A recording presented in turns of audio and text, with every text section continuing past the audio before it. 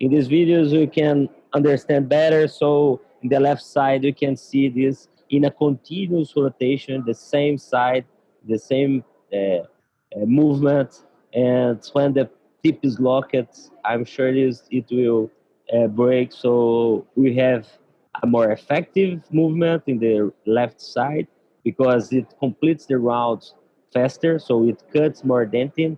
But in the right side, we can see a safer movement because the tip, if it's locked, the file goes backward and will not be locked anymore. And this is very very safe.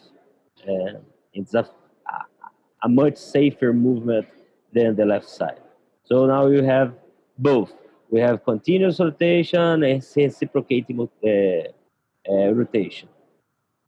And the literature supports us with this safer movement, showing us that the same file and two erased rotary instruments used in different kinematics shows different results too.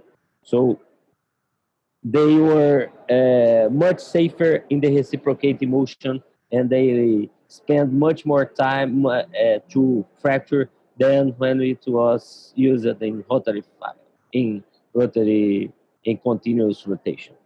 And this is a systematic review supporting that.